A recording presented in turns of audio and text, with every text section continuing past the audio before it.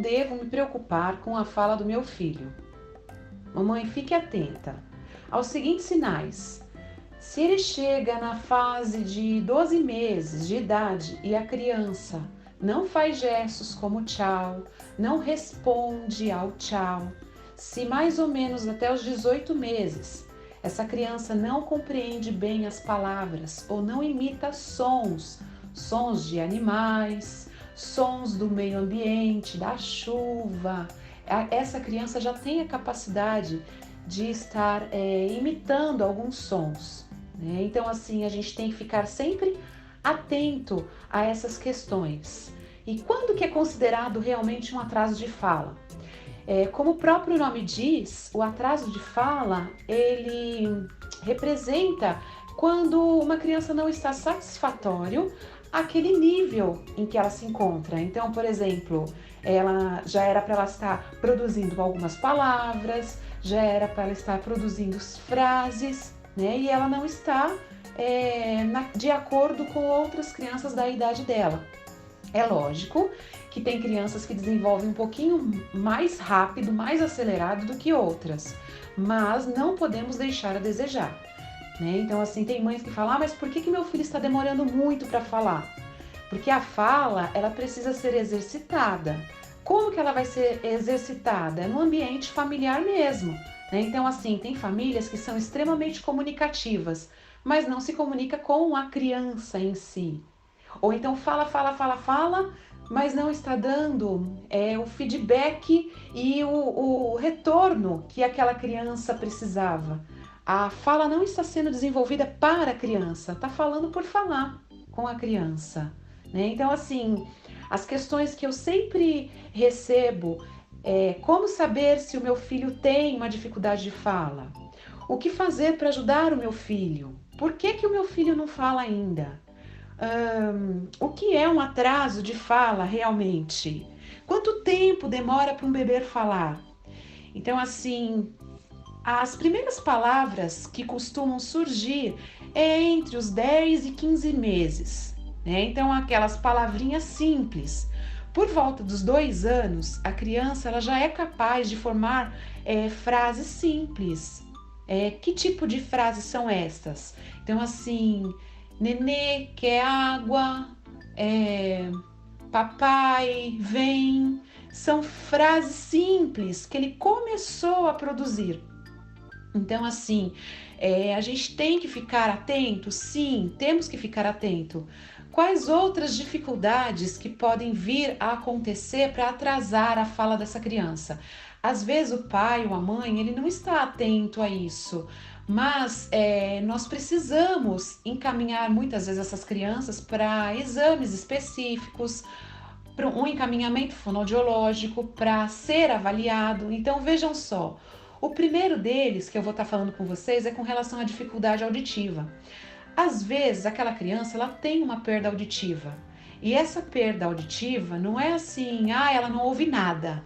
Tá? Existem crianças que têm perdas auditivas flutuantes, ora ela escuta, ora ela não escuta. Então, assim, a gente precisa realmente estar diagnosticando, vendo se realmente isso está fazendo parte, essa dificuldade auditiva está fazendo parte da vida do seu filho. Qual é o procedimento? A gente encaminha para um pediatra, um otorrino, uma fonoaudióloga vai fazer os exames para ver se existe essa perda, qual é o grau dessa perda e no que está atrapalhando o seu filho.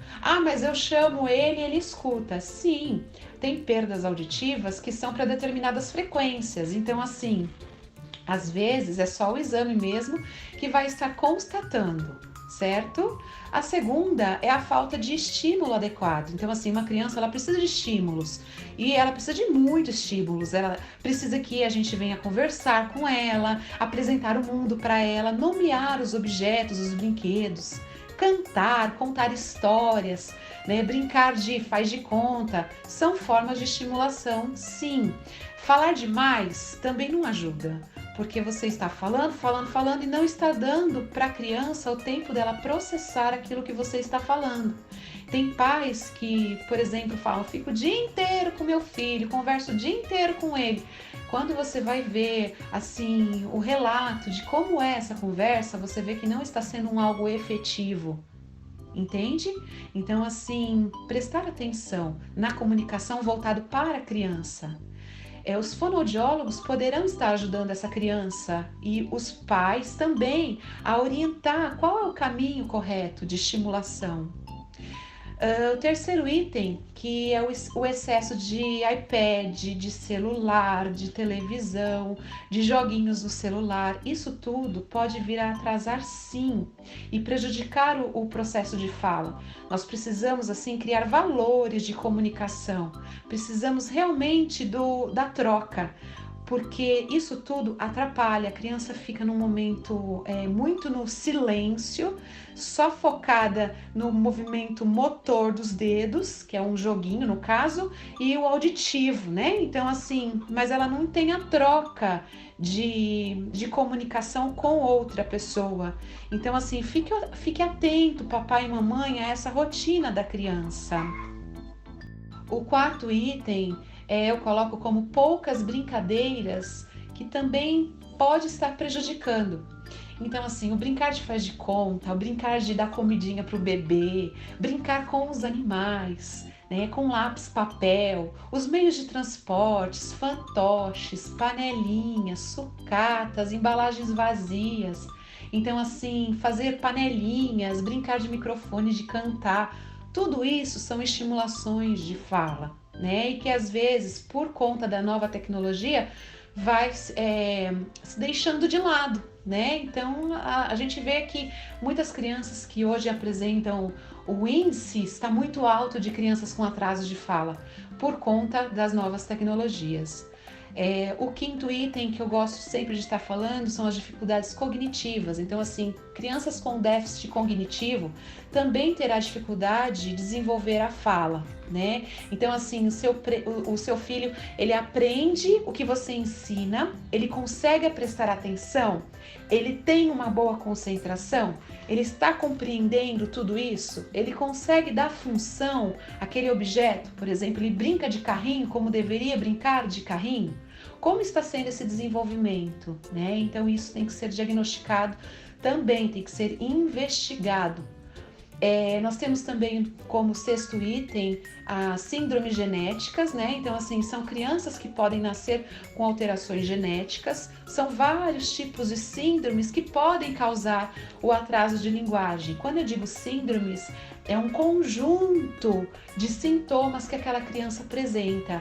Não, às vezes a gente sempre tem assim como síndrome, o síndrome de Down, né? Que é uma das síndromes mais claras que a gente consegue só de olhar perceber, mas existem síndromes que nem sempre a gente olha para a criança e enxerga que aquela criança é sindrômica, que ela tem aquela síndrome, né? Então assim, a gente precisa conversar com o médico, saber se há necessidade de fazer um exame específico de genético naquela criança, certo? Nós temos também a epilepsia. Crianças que têm epilepsia apresentam ou poderão apresentar um atraso de fala. Crianças com paralisia cerebral também pode ter o atraso de fala, né? Então, assim, ficar muito atento a tudo isso. O sétimo item, que é a dificuldade na motricidade oral. Então, assim, crianças que respiram mal, crianças que têm adenoides aumentadas, respirar muito tempo pela boca, isso prejudica a musculatura dos órgãos fonoarticulatórios. O que é isso? Lábio, bochecha, língua, né? Isso pode estar desenvolvendo um atraso de fala. O oitavo item, alimentação. Então, assim, crianças que comem mal, crianças que comem tudo amassadinho, ela não tem força muscular, ela não mastiga, isso tudo pode estar prejudicando a fala sim. Então, assim, muito biscoito derretido, ela não tem que mastigar, mamadeira em excesso, o buraquinho do bico da criança é aumentado, a mãe faz aquele buracão, a criança nem faz a sucção devida, o leite desce direto, né? Então assim, você vê que a criança só faz gu, gu, gu, gu, e engole aquilo, né? Então assim, isso tudo pode estar alterando sim. Nós temos também o autismo, que são crianças que têm dificuldade de fala e linguagem. O autismo é um transtorno neurodesenvolvimento que afeta toda a comunicação verbal e não verbal. Então, assim, tem crianças que usam gestos, tem criança que apontam, tem criança que não se socializa, não tem contato visual, gosta muito de brincar sozinho, não procura outras crianças. Então, assim, apresentam muitos comportamentos repetitivos, tem dificuldade de fazer o contato visual até mesmo com papai e mamãe. São crianças extremamente agitadas, né? Então, assim, é um outro tipo de atraso que a gente pode estar encontrando.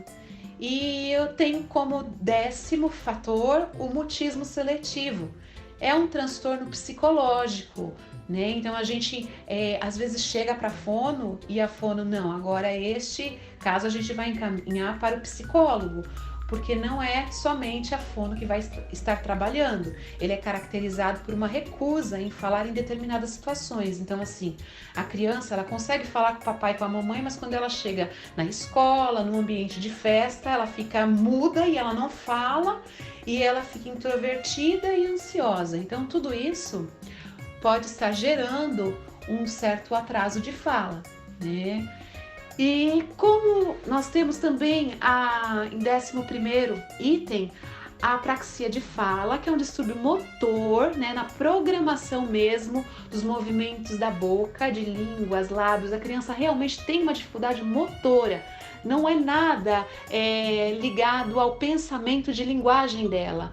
É realmente a apraxia, a coordenar os sons que ela precisa emitir, ela precisa produzir, mas ela não consegue, movimentos articulatórios mesmo, né?